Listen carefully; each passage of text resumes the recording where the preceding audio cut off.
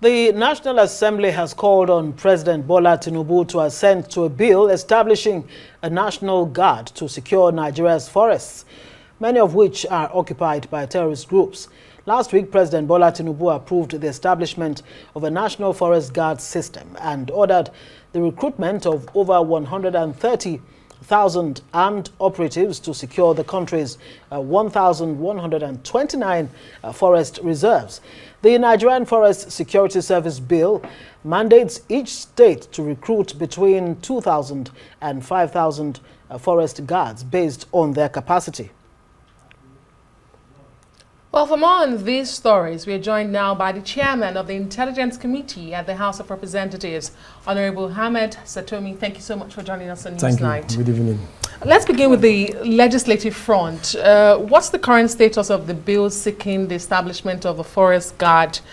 Is it receiving the urgency that the situation on hand requests it to have?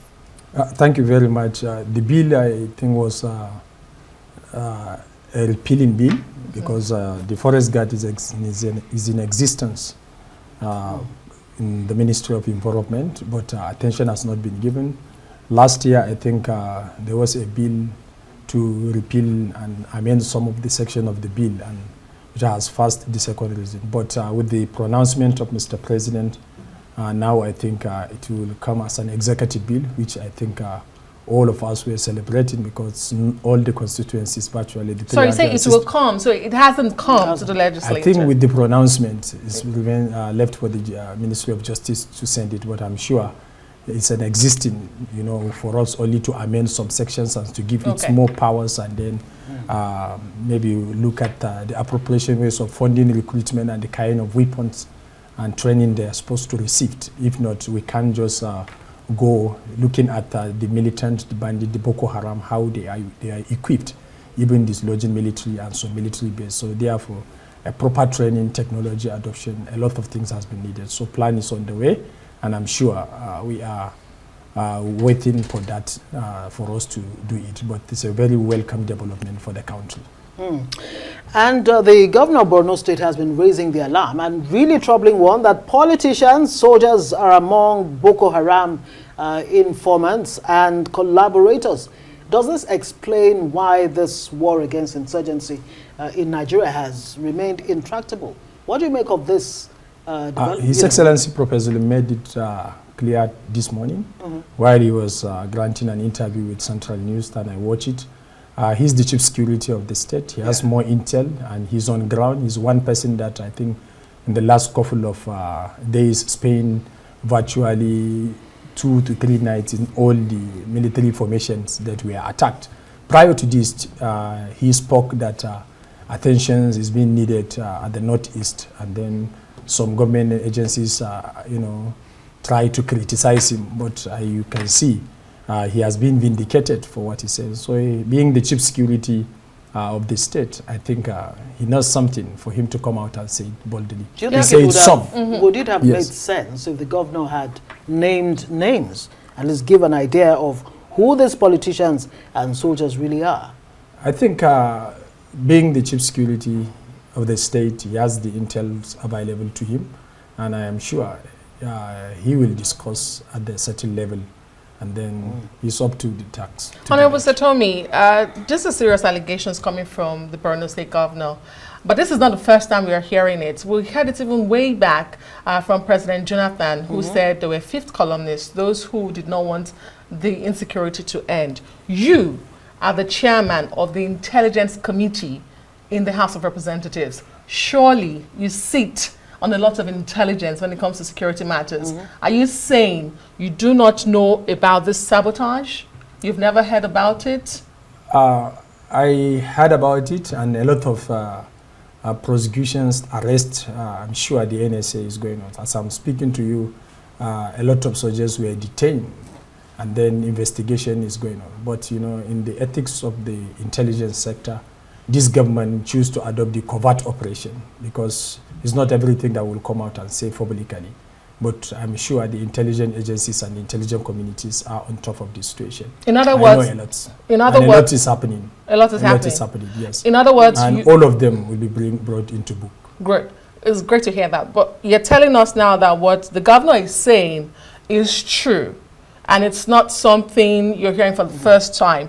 But given that he made those claims this morning, are there new efforts by your committee, which is the Intelligence Committee, to go after these claims he has made today? We have done a lot of things, I told you. Ours is to advise, and I told you that this time's operation, the government of President Bola Ahmed Tinubu, particularly under the able leadership of the National Security Advisor, we choose to operate covertly.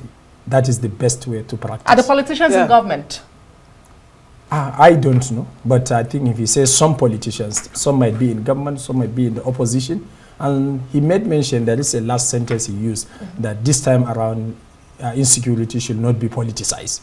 And he means what he wants, and purposely means one upright person that when the needs arise, he can face anyone to tell that. When you say you've been applying covert operations or covert methods in tackling insecurity in Nigeria, it doesn't seem to show that really back-end work is going on, because we're seeing the resurgence of insecurity across the country, whether it's the northeast, northwest, north central, every part of the country. Because, so how much work? You will agree with me that prior to some weeks ago, in the last year, from December to January, February, March, last year from January to December also, we got it right. The thing is declining, I will tell you that.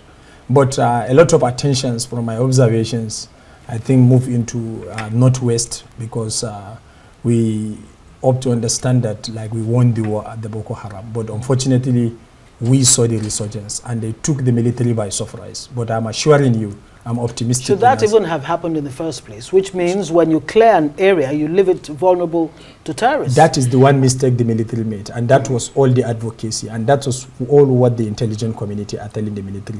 Once you dislodge them, occupy the place. For instance, the Timbuktu Triangle. The military were in Zambisa several times. By now, we could have to utilize the Abu Ali range in the Zambisa. Had it been we took over the Zambisa, by now the entire Timbuktu Triangle have been cleared. We will only focus on the Lake Chad region. But the crisis in Niger, Burkina Faso, Mali has contributed, because some of our neighbors are our enemies now. They declare that we don't have a common enemy. So our borders is so forced. And for us to patrol this border, we need to imbibe the culture of technology, particularly use of... So how's your committee helping in terms of, you say you provide if you look at an advisory role. What are you doing to ensure that our military are not only equipped, because we heard from the governor there that the terrorists are more equipped, more sophisticated than our own, security forces? I don't believe that they are more sophisticated, because you have seen the kind of weapons that they have carried away from the military base that they attacked. I think there is a negligence in terms of response. If there is an available intel, definitely the response should come first. Air response, ground response, and we need to change the operational tactics. Why? How?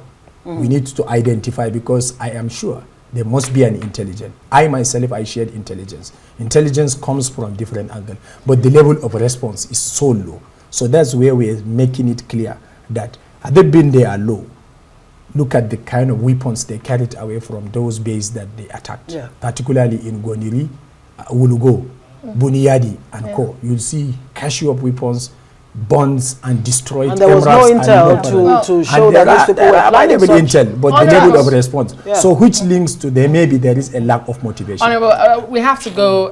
My producer is screaming my head off, but I need to ask you this very important question.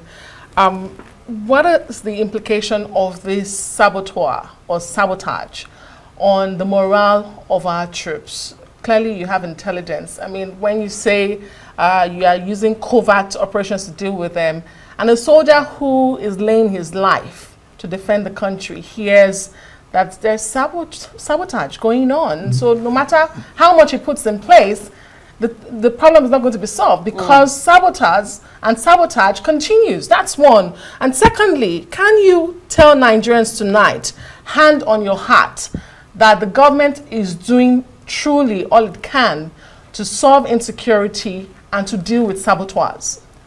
First and foremost, in the military operation, they have their ways to deal with all form of compromise, not only sabotage. There is saboteurs alleged, both in the says in the politician and in the military. That of the military, I know a lot has been happening, a lot of court martial is ongoing, prosecution have been made, and then detentions is still ongoing. I can assure you that a lot, not only that has to do with the Boko Haram. The DII, Defense Military Intelligence, that's their job. Covertly, a lot of arrest has been made and a lot of achievement has been achieved. But what I want to assure Nigerians is that the military, as I'm speaking to you, we are on top of this situation, particularly in the Northeast. With the visit of Professor Zilim to spend several nights in Kalabaligi, far cattle range towards the Cameroonian border, in Gamborungala, in Marte, this shows that resilience forces are there and the military are back on base. But the new tactics will be deployed definitely. This time around, they will see. I assure Nigerians, the Northeast, it will not repeat itself again. All right, Nigerians are going to be holding you up to that assurance. Thank you very much. Satomi Ahmed is the Chairman, House of Representatives Intelligence Committee, joining us tonight on Newsnight. Thank you very much. Thank you very much.